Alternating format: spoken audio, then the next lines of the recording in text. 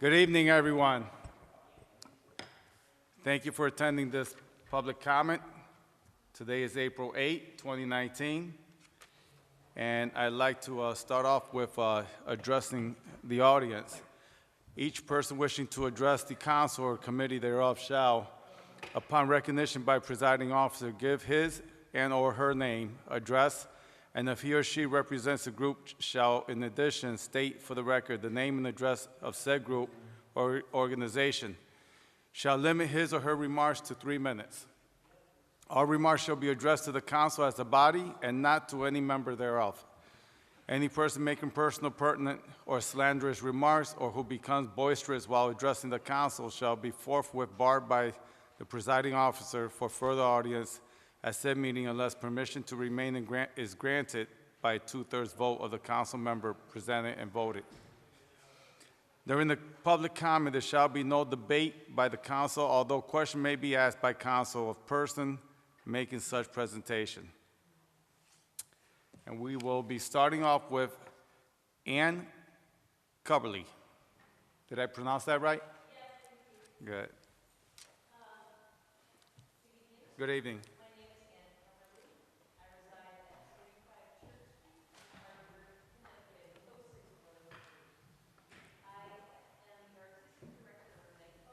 Nice. If you don't know what Nightfall is, go to nightfallhartford.org. We are in our 8th year of offering a free performance in Hartford with giant puppets and passengers, and we go from park to park to park. In the city of Hartford, it's fabulous. So I'm happy to announce that this year, Nightfall will be in Oak Park on October 5th.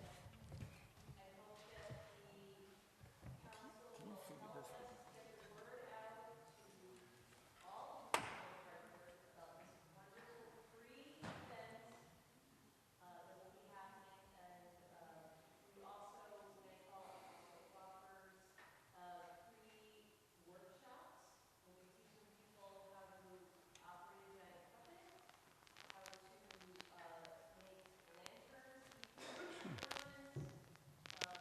and we'll be holding auditions so that people could perform the Nightfall and paid to perform. So please, City Council, help us get the word out to your constituents about these wonderful opportunities. Thank you. I have a question for you. Yes, Will you be sharing some flyers here so that we can at least put it on the city website now so I can share on my Facebook and then hopefully everyone else can do the same? Yes, thank you. I'll come back as soon as we have our workshops and auditions scheduled, and we'll have flyers for everyone. Great, thank you. Thank you. Give me just one moment.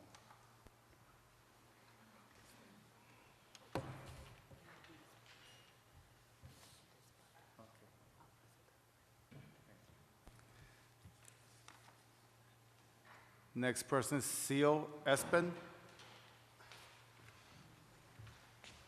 Good evening. It's Cecil Spejo. I live at 10 Chapin Place in the south end of Hartford. Thank you for giving me this opportunity to address you guys. Please forgive me. It's been a while since I've done any public speaking. No problem. I'm actually wanting to talk to you today to talk about a lack of food truck ordinances. I've emailed most of the people on the list. I missed 2, sorry. This is in regards to a food truck that has been in my neighborhood for the past 3 years.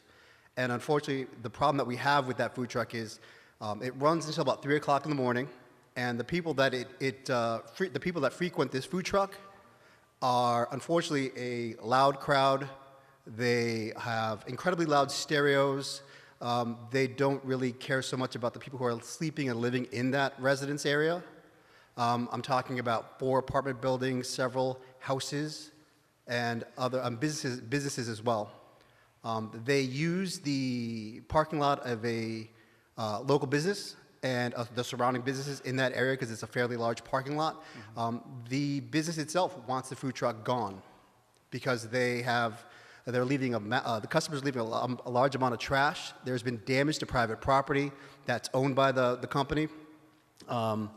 I have spoken to the mayor's office, which directed me to Councilman Sanchez's office, which directed me to the intergovernmental. I've spoken to a lot of people. There's nothing that anyone can do apart from, because there's no laws that are being broken. The police can come and they can issue summons to court for something minor, noise ordinance or something like that. But nothing really will come from that. What do I and my neighborhood need to do to help combat this? There has to be something that can be done where, in all honesty, I just dread the spring, summer, and fall, because I know for a fact every Friday and Saturday night, and this weekend was no different, that I'm gonna wake up because of the people who are frequenting this food truck. Okay. So, I'd like to share with you that I have been working on the food truck issues. Because Thank you. On Weathersfield Avenue, there apparently is 5 trucks. I personally myself went out there around 5 o'clock and addressed it. I showed my badge and everything, and I requested to see the permits. So when I managed to get to the second truck, the other 3 trucks must have figured it out and took off. But now, Chapin Place, can you remind me where's Chapin Place? sure, not a problem. Actually, it's right around the corner from where this food truck that I'm talking about is placed. They're so well placed, they not only do they take up a spot, they have a van that stays there at that spot the entire time. So they're not going anywhere. All right, so what I need from you, because I don't recall seeing in the email, she's going to give you my business card, Haley, and I need you to send me an email. Describing the situation, the time of day, the days of the week, so that I can address it. I also am engaged with the Director of the Development Services, Eric Johnson, and we're looking to figure out where we're going to have a food truck district, where basically that's the only area they're allowed to, service the public with that type of venue. Perfect. Okay, so please get in touch with me. Will do. And Thank you very I'll much. help you out. Thank you. Leslie Hammond.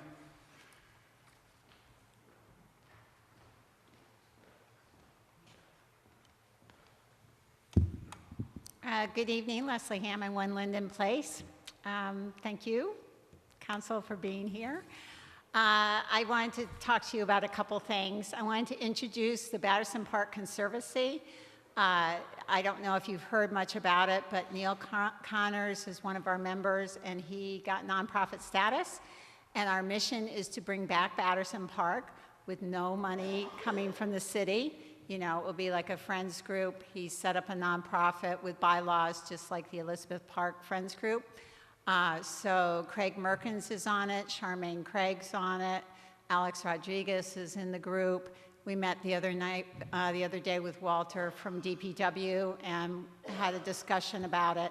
So it's really exciting. So we're going to be coming to council for your blessing. Again, it's not going to, our whole idea is that it's going to bring money to the city eventually, because kids, families used to go to Batterson Park, camps went to Batterson Park.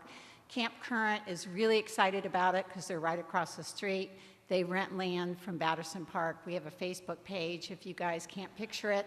There's so much land and opportunity there. It's just quite incredible. So stay tuned. We wanted to try to get something going this summer. I don't know, it's April, so I know things move slowly. We're trying to connect with Wildelise to get in front of her committee with the parks, and then bring it to you guys. So if you have any questions, feel free to email me. I'll give you the information you need. Secondly, I really like seeing that you're going to appoint Leslie Pagata. I know Leslie. I don't know why that seat has been open for so long, but I'm glad that Mayor Bronin has chosen somebody, and particularly Leslie, that has a lot of experience with working with children. So I would think that should probably happen. I don't know what the term is left on that seat, but I was really happy and surprised to see that Leslie was going to be picked.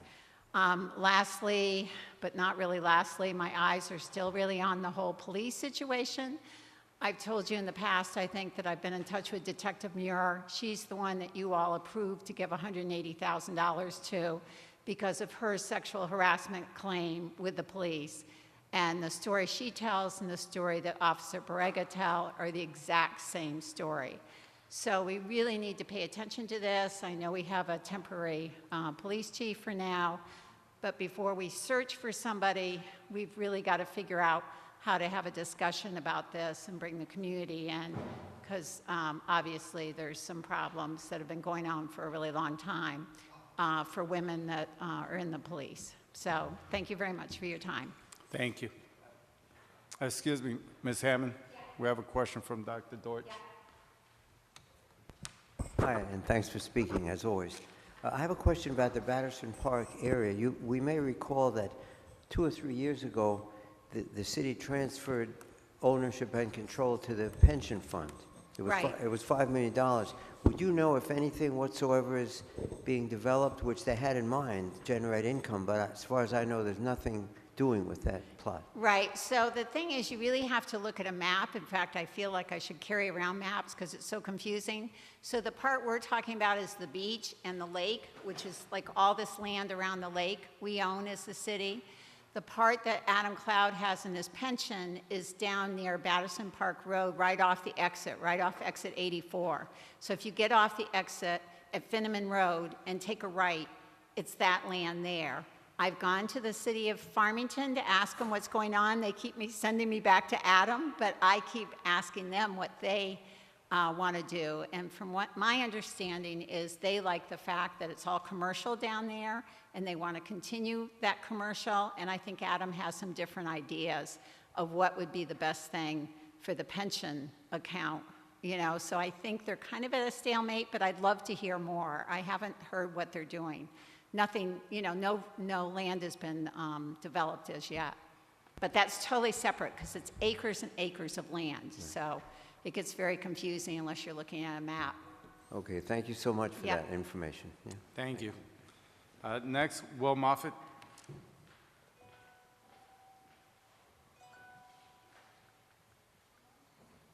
Will Moffett, 121 Heath Street. I'm going to begin uncharacteristic and be positive. I want to commend the city for its recent efforts in dealing with traumatized youth. I know recently they'd applied for a Bloomberg grant that did not go through, but despite that, over the past year, there's been a lot of effort from the leadership to try to address a lot of these issues. I know Hartford Police Department has a juvenile specialist who's been doing a lot of work. That considered, there is a very troubling issue going on in the state as far as the dialogue with youth stealing vehicles has gone. Despite the fact that vehicle thefts have gone down over the past few years, the amount of high-profile incidents of urban youth stealing cars from the suburbs has increased. I recall actually a few years ago I went to a CompStat meeting and I saw HPD was already aware of this because there had been a state mandate from the state attorney's office to try to crack down on these issues. So many gangland units throughout the state have been particularly targeting cars. Now many of these cars were stolen. Over the past few years, many youths, I think the number's around 20 at this point, mainly black and brown, have been killed by police officers. Many of the excuses have been, well, the car was running right toward us. But at the end of the day, these have been chases that police officers have escalated. Just this last Saturday, a stolen car was involved in an accident. The drivers weren't hurt, but a 44-year-old Hartford resident was. I know this is very, very complicated, and there's a lot of blame all around. But arresting these youths will do nothing to stop it. The reason why I have a dislike for the police is not because of the police themselves. These are good people trying to do their best. It is because of the often cruel and inequitable laws they have to enforce. It is because they are the gatekeepers to prison, and prison is evil. State of Connecticut's prisons in particular are systematically broken. You've seen all the stories about the health care that's been broken, prisoners dying, even our juvenile detention centers. I recently saw Sarah Egan from the Office of the Child Advocate gave a report. She, this last year, went to some of these juvenile centers. These kids are still being put into solitary confinement. They don't quite call it that, but they are still being isolated and tortured. And we have people now who are talking about charging these kids as adults and putting these kids into these prisons. This will not solve it. It might make people feel okay. It might scare a few people away, and the people in the suburbs can feel a little safer, but it will be permanently damaging these kids. They will never go out of this. And I know the city is doing its best to subvert that, but I feel like we need to speak out against the state trend, because I'm very worried. Thank you for listening. Thank you, Mr. Moffitt.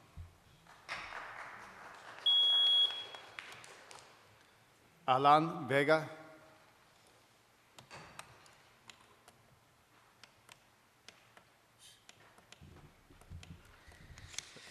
Espera un momentito, por favor. Okay.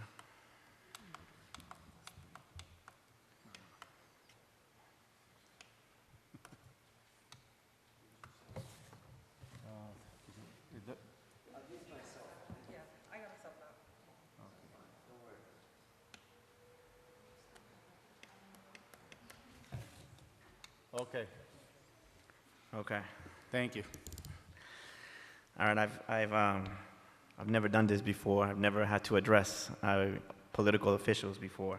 No problem. Take it easy, relax. I would need your address, where you live, and the topic. Okay. My name is Alan Vega. I live in 258 Maple Street in Weathersfield, and I'm here to talk about crime. I'm actually here to advocate for a friend of mine, Freddie Guzman. Freddie was shot at the corner of Park and Broad Street on New Year's Eve, 1994.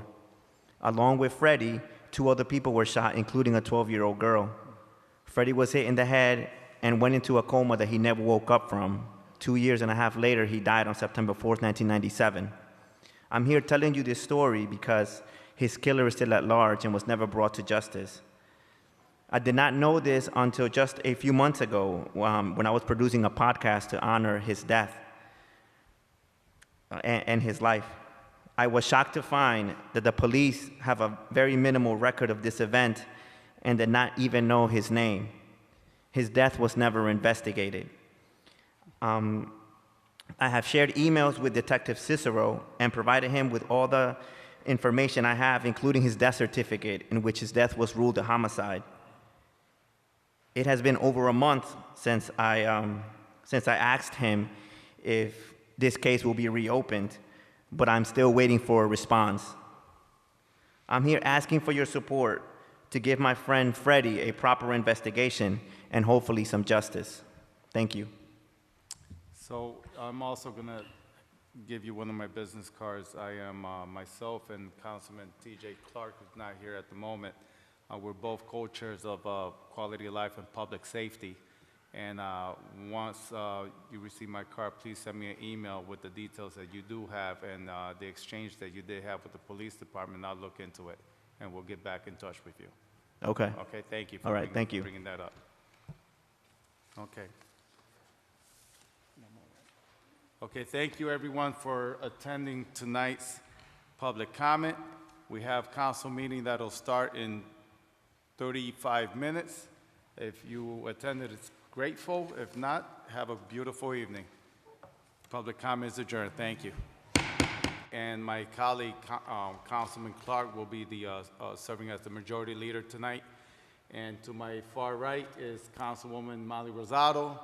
To my far left is Councilwoman Claudine Fox, Councilman Larry Deutsch, and Corporation Counsel Howard Rifkin, and Mr. Clerk John Bizzano.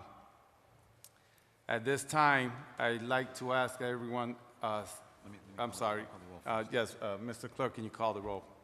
Councilwoman Bermudez. Councilman Clark. Here. Councilman Deutsch. Here. Councilwoman Fox. Present. Councilman Gale. Councilwoman Rosado. Present. Councilman Sanchez. Present. Councilwoman Thames. Councilman Winch. We have a quorum, Mr. Chairman. Thank you. May we stand up for the Pledge of Allegiance? I pledge allegiance to the flag of the United States of America and to the republic for which it stands, one nation, under God, indivisible, with liberty and justice for all.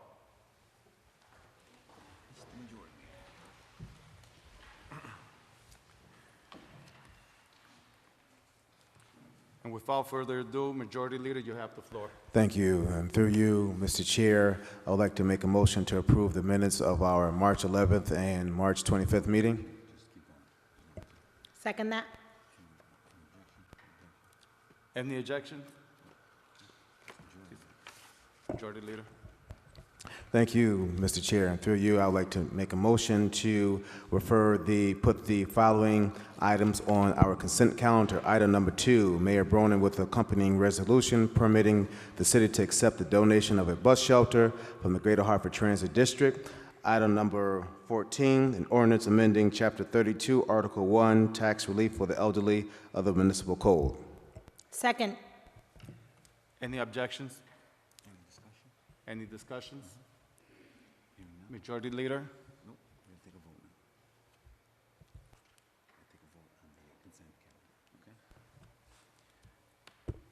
Councilwoman Clerk. Bermudez. Councilman Clark. Yes. Councilman Deutsch. Councilwoman Fox. Yes. Councilman Gale. Councilwoman Rosado. Yes. Councilman Sanchez. Yes. Councilwoman Thames. Councilwoman Lynch. Pass. Thank you, Mr. Majority Leader. You have the floor. Thank you. And through you, Mr. Chair, I would like to make a motion to refer the following items to the following committees. Item number 1 to the Legislative Affairs Committee. Mayor Bronin with the company resolution confirming the appointment of Leslie Paguada to the Hartford Board of Education. If confirmed, Ms. Paguada will serve the remainder of the term vacated by Mr. Richard Waring. Item number 3, Mayor Bronin with a company resolution which would allow the city to permit the construction of a 24-foot by 36-foot prefabricated barn structure by Ebony Horsewoman within the area bounded for its activities in accordance with the organization's lease agreement with the city for the use of a portion of Keeney Park. And this is going to be referred to the Planning and Zoning Commission for Connecticut General Statute 824 review with a hearing date of Monday, April 15th. And item number 4, Mayor Bronin with the company resolution approving and authorizing the submission of the city's, thank you. Item number 4, Mayor Bronin with the company resolution approving and authorizing the submission of the City of Hartford's 5-year annual action plan fiscal year 2019-20 for use of federal entitlement grant funds administered by the U.S. Department of Housing, Urban Development, and proposed allocations of funds in 5-year of the plan. This will have a special hearing date of April 18th, 2019, and I would like to go back to item number 3 with a motion to have item number 3 referred to the Parks, Public Works, and Environment Committee. Item number 5, Mayor Bronin with a company resolution confirming the appointments of Jacqueline Santiago and Timothy Coble to the Commission of Human Relations. This will be referred to the Legislative Affairs Committee. And item number 6 being referred to the Legislative Affairs Committee, Mayor Bronin with accompanying resolution confirming the appointment of Yadira Rivera to the Permanent Commission on the Status of Hartford Woman.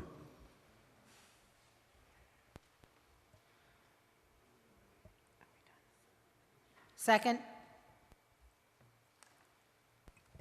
A motion has been made and properly second. Is there any discussion? Mr. Clerk, please call the roll. On the referred items, Councilwoman Bermudez. Councilman Clark. Yes. Councilman Deutsch. Yes. Councilwoman Fox. Yes. Councilman Gale. Councilwoman Rosado. Yes. Councilman Sanchez. Yes. Councilwoman Thames. Councilwoman Lynch. Pass. Sorry, Mr. Chairman, I omitted item number 16 to be referred.